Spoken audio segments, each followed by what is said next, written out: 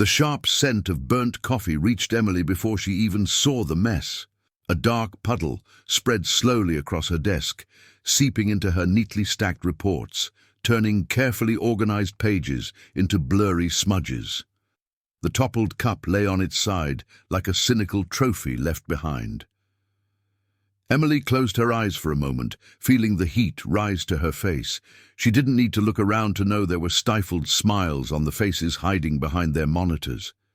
This wasn't an accident. "Bad luck, huh?" a mocking voice said behind her. It was Mark Tiller, one of the senior analysts, and one of those who seemed particularly invested in making her life miserable. "You really should be more careful." Emily didn't bother to respond. She took a deep breath and grabbed a handful of paper towels, focusing on soaking up the liquid before it reached her keyboard. The calm expression she maintained was the result of weeks of practice. Every time she refused to react, she felt as though in some small way she was winning this silent war. "Sorry about that, Emily," Mark continued, his voice thick with sarcasm. "If you want, I can teach you how to balance a coffee cup. I know those reports must take all your focus." The faint sound of suppressed laughter rippled from nearby desks. Emily felt the sting of humiliation rise like a cold wave, but she didn't turn around. It was always like this. No matter how hard she tried to maintain her composure, they knew she had no allies there, no one who would step in on her behalf. She squeezed the damp wad of paper towels in her hand and tossed the rest in the trash. When she returned to her desk, the data charts on her computer screen still flickered, waiting for her attention. That's when she noticed it. In the chaos of the morning, she had almost missed the discrepancy in the numbers. The company's revenue projections showed a sharp decline, not a slow, predictable drop, but an abrupt plunge, almost like a free fall. The company's profit margin had evaporated within weeks. She zoomed in on the data, cross-referenced it with previous reports, and ran the calculations again. The result was undeniable. Garrison Tech was sinking, and fast. Emily leaned back in her chair, her fingers still sticky from the dried coffee. What lay before her wasn't just a routine financial downturn, it was a looming collapse, and no one seemed to notice. Or perhaps no one wanted to. Emily hesitated outside Michael Grayson's office door. Her hand hovered above the polished wood for a moment before she finally knocked. From the other side, Grayson's deep voice sounded muffled. "Come in." He didn't even look up when she entered, his eyes still fixed on his computer screen. A full, untouched coffee mug sat on his desk. "What is it now?" he muttered, sounding annoyed. "I need to talk to you," Emily said, trying to keep her voice steady. "It's important." Grayson let out a heavy sigh and leaned back in his chair, finally resting his gaze on her. "I don't have much time, Emily. Make it quick." She set her reports on his desk and pointed to one of the pages. "I was reviewing the company's financial data," she began, "and I noticed a sharp decline in revenue. The cash flow is tightening, and the internal forecasts are seriously underestimating how bad it is. If we don't act quickly, Garrison Tech could face financial collapse in just a few months." Grayson furrowed his brow, but his initial irritation quickly gave way to skepticism. "And you figured all this out by yourself?" He crossed his arms. "I redid the calculations multiple times," Emily insisted. "Something's wrong. We need to adjust the forecasts and—" "Emily!" Grayson raised his hand to cut her off. "You're a junior analyst. Your job is to compile reports, not predict financial disasters." "I know what my position is," she replied firmly. "But this isn't just an ordinary projection. Sales are plummeting faster than our cost reductions can offset. If we keep going at this pace, we'll hit an operational breakdown in a matter of weeks." Grayson grabbed one of the reports and flipped through it for what felt like an eternity. "These forecasts are conservative," he finally said. "It's normal for numbers to fluctuate. Sales always pick up in the final quarter." "Not this time," Emily countered. The market is shifting. Competitors are moving fast with better solutions, and our fixed costs are bloated. Grayson let out a short, dry laugh. Oh, I get it. He tossed the papers back onto his desk like discarded flyers. You're saying the executives, the people who've worked here for years, have no idea what they're doing. But you, someone who's barely been here a year, have come up with the magic solution to save the company. That's not what I'm saying, Emily replied, her voice now sharper. I'm saying there's a problem, and I've spent weeks working on a plan to fix it. Weeks? Grayson chuckled again. That explains a lot. I knew you'd been distracted. No wonder your productivity's been inconsistent. I've prepared a proposal, Emily pressed on, refusing to take the bait. It outlines cost-cutting measures, strategies to diversify our client base, and even a revised marketing plan to target the niches we've been ignoring. You prepared a plan? Grayson leaned forward, sarcasm thick in his voice. Fantastic. So let's ignore the executives who earn 6 times your salary and just put you in charge instead. Emily's eyes narrowed. If you prefer, she said firmly, I can take this directly to the board. Grayson tilted his head as if considering the idea. Then a smug smile crept across his face. Do that, he said. Present your plan. I'm sure the board loves hearing junior analysts talk about budget cuts. The contempt in his voice was unmistakable. Emily gathered her reports and stood, fighting the frustration that threatened to crack her calm exterior. You're going to regret ignoring this, she said, her voice low and unwavering. Grayson's smile widened. If that happens, I'll give you a raise personally. She left the office without another word, but as she walked down the hallway, a cold knot tightened in her stomach. It wasn't anger. It was the grim certainty that very soon there wouldn't be a company left to offer her that raise. The clock on the wall read 11:12 p.m. The Garrison Tech building was nearly empty, except for a few lights still glowing on the executive floor and the distant echo of footsteps in the corridors. Emily sat at her desk, reviewing her presentation for the 10th time. Grayson had allowed her to present her proposal to the board, but not out of respect. It had been a trap. He wanted her to humiliate herself, to be mocked publicly, and that was exactly what had happened. The meeting had taken place the morning before, and the memory still lingered in her mind like an open wound. Emily had barely made it to the 3rd slide before Grayson interrupted her, grinning smugly at the other executives as if he were handling a stubborn child. This is our junior analyst's solution, he said, almost laughing. Apparently, she thinks cutting premium coffee in the executive lounge will save the company. The laughter that followed was sharp and cutting. None of the directors even glanced at the charts she had prepared so carefully. Worse than their contempt was the relief in their faces, the kind of relief that comes from pretending a problem doesn't exist simply because it's easier that way. Now, sitting at her desk, Emily knew that Garrison Tech was doomed. And not just doomed, it was marching arrogantly toward disaster, like a ship whose captain mocked the approaching storm. She wouldn't stay on board to watch it sink. For weeks, Emily had refined her original plan. She reshaped it into something stronger, a versatile, strategic blueprint that could apply to any company in the sector. What had once been an attempt to save Garrison Tech had become something far more valuable. A solid and adaptable strategy designed to appeal to its competitors. Emily knew she had to act fast. For the first time in her career, she considered taking a bold step, one that felt dangerously close to betrayal. It was an uncomfortable moral dilemma, but Emily saw no other way. Grayson and his allies had mocked her warnings, dismissed her dedication, and squandered a genuine opportunity to prevent the looming collapse. Garrison Tech had chosen its fate, and Emily refused to let it become hers as well. That night, Emily discreetly sent emails to 3 competing firms, explaining that she had a commercial strategy capable of optimizing costs and boosting revenue.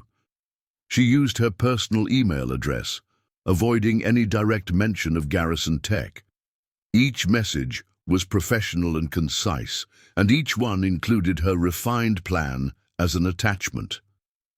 2 days later, one of the companies replied, "We'd like to discuss your proposal further. We believe your insights could be exactly what we need for internal restructuring. We're willing to discuss a strategic position for you on our team." The message came from Synex Solutions, one of the firms that had been steadily gaining ground on Garrison Tech. The offer was better than Emily had dared hope. They weren't just offering her a job as a senior analyst. They were willing to give her the freedom to implement her plan. The next morning, she submitted her resignation. Grayson didn't bother to hide his disdain when he read her letter. "I thought you were more stubborn," he said, tossing the paper on his desk like a discarded receipt. "I'm surprised you gave up so soon." "This isn't giving up," Emily replied, her voice firm. "I just refuse to go down with you." Grayson smiled, a lazy, dismissive smile, but his narrowed eyes betrayed something else. Curiosity mixed with irritation. "Good luck, Emily," he said, almost like a warning. "The world out there isn't as forgiving as you think." "We'll see," she answered, walking away without looking back. As she crossed the Garrison Tech lobby for the final time, Emily felt an unfamiliar weight lift from her shoulders. Not guilt, but relief. She didn't yet know if her plan would succeed at Synex Solutions, but one thing was certain: she would no longer let her talent be wasted amid arrogance and mediocrity. The muffled laughter that followed her down the corridor was the last memory she had of Garrison Tech. They laughed because they thought Emily was running away. They didn't realize she was moving forward. 2 weeks after Emily's departure, Garrison Tech began to tremble from within. The hum of coffee machines in the hallways was gradually replaced by anxious whispers, hushed conversations, and meetings that dragged on longer than usual. Urgent emails circulated with increasing frequency. The first signs were subtle. Small delays in supplier payments began stirring quiet tension.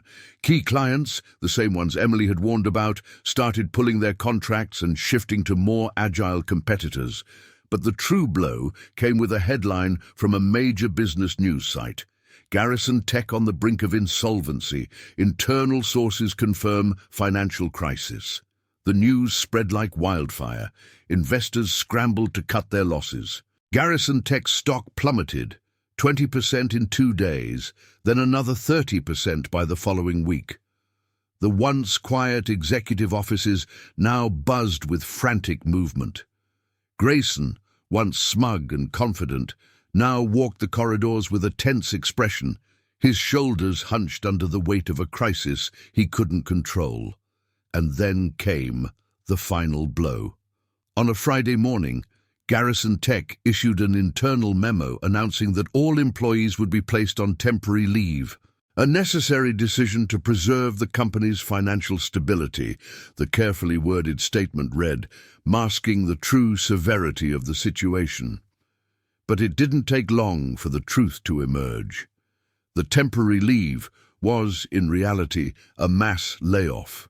Over 300 employees lost their jobs, many still in shock at how quickly everything had unraveled. Mark Tiller, once smug and quick with his mockery, was seen leaving the building clutching a cardboard box filled with personal belongings. His face was pale, his eyes hollow. He wasn't laughing anymore. Grayson, who had spent weeks ignoring the evidence Emily had tried to present, was forced to resign. Rumors swirled that he had lost a significant portion of his savings in a desperate attempt to stabilize the company's stock during the crisis. But what surprised people most was the reaction of Emily's former colleagues. "She knew," they murmured in the hallways. "She tried to warn us." Those who once laughed at her now remembered her words from Grayson's office, the warning he had so smugly dismissed. "You're going to regret ignoring this." She had been right. And now, as Garrison Tech's former employees scrambled to find new jobs, many wondered how different things might have been if only they had listened to the quiet, persistent voice they had worked so hard to silence. Emily sat at her new desk at Synex Solutions, reviewing the metrics that confirmed the success of her plan.